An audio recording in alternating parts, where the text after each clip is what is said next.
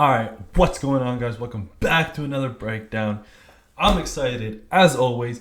We got another BB passage breakdown. All right, as always, guys, do the passage on your own first. Read through this first. Pause it whenever you need to. Okay, pause it whenever you need to. Do the question first.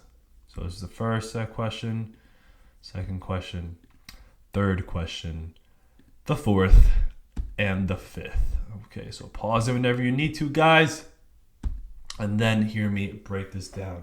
Okay, I will show you how to score 132.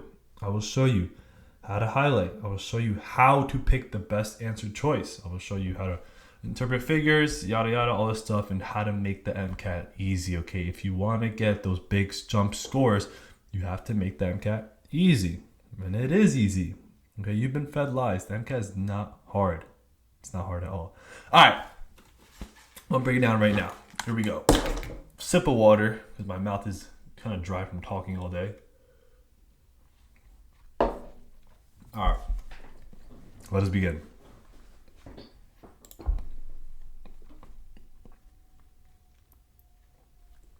A blood sample was taken from a patient with normal kidney function who displayed symptoms of a heart attack.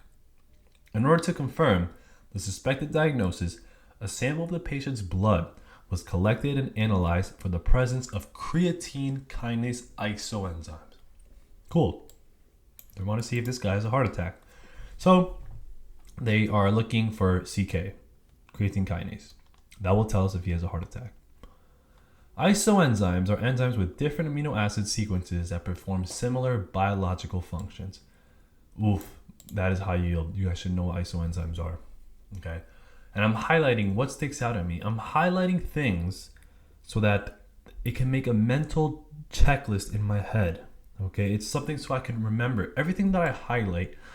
I pay attention to, and my brain kind of remembers it a little better than things I did not highlight. Okay, that's why I highlight. I also highlight specific facts and information like numerical values because the question will likely ask for it. Okay, so anyways, let's keep going. Increased concentrations of CK isoenzymes in the blood can indicate tissue damage in the heart, skeletal muscle, or kidneys. CK has 3 systolic isoenzymes. CK1 is found exclusively in the brain. Okay, CK1 in the brain. All right, CK1 is found in the brain. CK2 is found exclusively in cardiac muscle. Okay, CK2, cardiac muscle. And CK3 is present in both skeletal and cardiac muscle. Cool. Each isoenzyme is a dimer containing B units, M subunits, or both B and M subunits. The systolic CKB subunit contains a smaller portion of hydrophobic residues and a greater proportion of acidic residues with low PI values than does the systolic CKM subunit, which is enriched in asparagine and lysine. Okay, pretty important stuff here, okay? They mentioned a PI value. I know that from my content review. I'm going to have to remember this, okay? So the way that I'll remember this, and I could highlight it, but I recommend for you guys to do this, all right? If needed, if the details are getting crazy, do this, all right? You write down an equals, and you write down if you need a positive, like an up sign or a down sign, okay? And you make it so much simpler in your head. All right, so let's do this for this, okay? Containing B subunits, M subunits, or both B and M subunits. The systolic CKB subunit contains a smaller proportion of hydrophobic residues and a greater proportion of acidic residues with low PI values. Okay, so this is what I'm going to write. I'm not going to write the plus and the down. You see me write it before. That's more for other passages. For this one, I'm just going to write this, okay? I'm going to write, where is it? B equals greater acidity, right? Let's see. B equals, yeah, more greater acidity. All right. The B unit equals greater acidity. There's more acidic residues on the B unit. That's all you got to write. Okay. Let's see what else. What does the M unit do? Then does the systolic CKM subunit, which is enriched in asparagine and lysine. Okay, boom, quick. M unit equals basic. A lot of basicity there. A lot of basicity in the M unit, okay?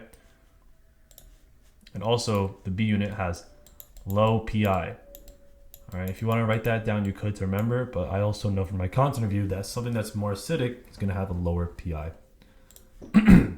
CKM subunits are slowly converted into two modified subunits, M1 and M2, by plasma carboxypeptidases via successive cleavage of C-terminal amino acid residues. Okay, how do they do it? They cleave C-terminal residues with carboxypeptidases. That's how they break those subunits into two. The activity levels of each of the three isoenzymes in the patient's serum, drawn and tested approximately 12 hours after the onset of his symptoms via a colorimetric method, are given in figure 1. They give us this figure here, but we're not going to look at it now. We're only looking at the figure when the question asks for it. We don't want to waste time trying to analyze it now. You can look at the caption though. Serum creatine kinase isoenzyme activity levels for the patient, top table, and normal reference range, bottom table. The results of an agarose gel electrophoresis of the isolated isoenzymes, each loaded into an immobilized pH gradient polyacrylamide gel at pH 7, are shown in figure 2. Cool, we're given a pH gradient here. During a heart attack, CK isoenzymes appear approximately 48 hours after the onset of chest pain. So after the onset of chest pain, they appear and peak within 24 hours. They peak within 24 hours. They return to baseline levels within 48 to 72 hours of the initial onset of symptoms. And they give us the isoelectric focusing thing here, okay, with the anode and cathode, all that stuff, yada yada. Cool. Easy passage, guys. The MCAT is an easy exam. Okay, where is it hard? The only hard part of the MCAT is maybe the passage can be a little difficult with the wording and all that stuff, but the questions are easy. The question is the easy part. Let's do this, guys. Given the information presented in the passage and the results of the serum electrophoresis, what is the most likely subunit composition of the CK2 isoenzyme? All right, CK2, where is it? A CK2 is on a lower pH than 7, but a higher pH than CK1. So CK2, since its PI is relatively low, that means that CK2 is consisted of some acidic amino acids, okay? Because acidic amino acids are going to migrate towards a low pH, okay? They're going to migrate to a low pH to get that positive charge so that they are now have a net charge of 0, okay? So I'll draw this out for you guys just so you can make sense of it a little easier. Okay, let's say there's a pH gradient, 0, 7, 14. Okay, and let's say I throw in an acidic amino acid. Acidic amino acids have that COOH, okay? If I throw that in, it's gonna be landing in the pH of 7 first, okay? If it lands at a pH of 7, it's going to be COO minus. All right, that pH of 7 is gonna deprotonate it.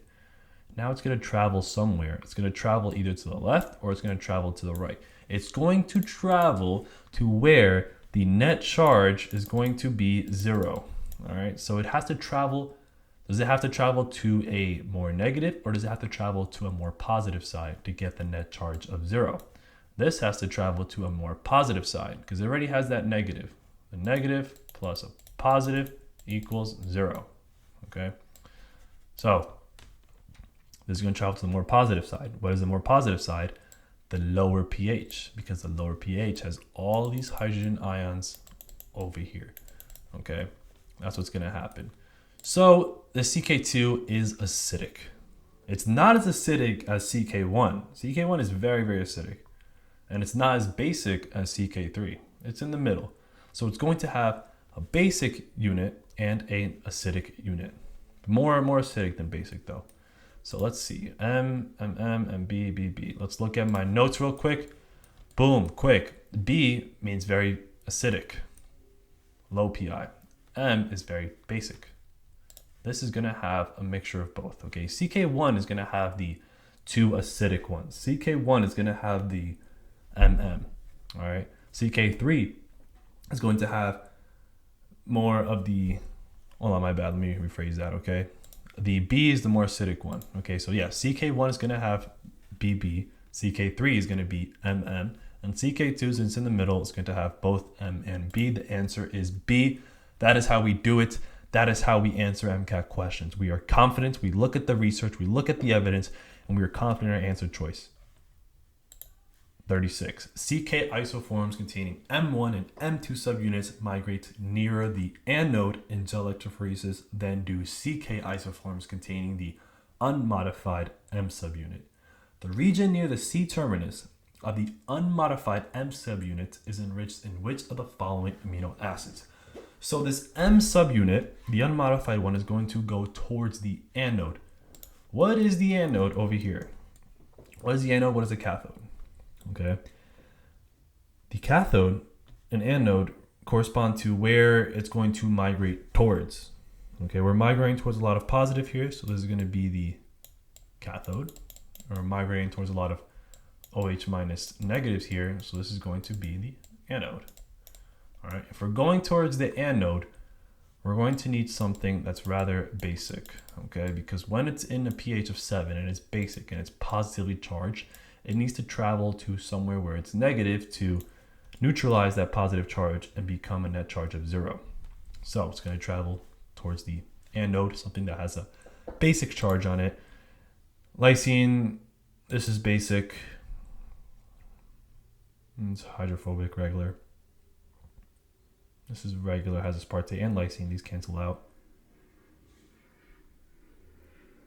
This is rather acidic. We're looking for basic. Answer is A. Troponin isoenzymes are used as an alternative biomarker in the diagnosis of heart attacks.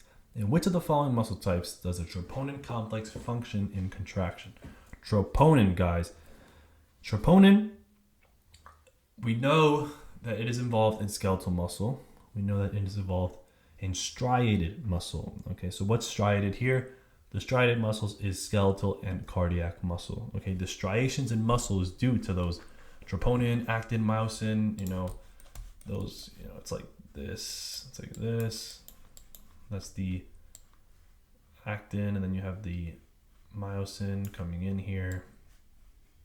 Okay, and then these heads bind to the actin. Okay, this lines here, this makes it striated. Therefore, the striated muscles is skeletal muscle and cardiac muscle. The answer is C. That's how we do it. We are confident in our answer choices, and we do not believe that the MCAT is hard. Once you believe the MCAT is hard, that's when you're going to get hard questions. Considering the results of the laboratory testing given in the passage, which of the following diagnoses concerning the patient is most likely correct? Wow, it's so easy, guys. All you got to do is look at this. All you got to do is that. What do we got here? Okay, high CK3, very, very high CK3. That's the normal value. It's very high CK3. CK2 is also high. 2.9 is over 2.5. 219 is way higher than 0.5 to 6. So we have high CK3, high CK2. CK1 is low, very low, and average here rather on the low side. So we have high CK2, high CK3. What is CK2?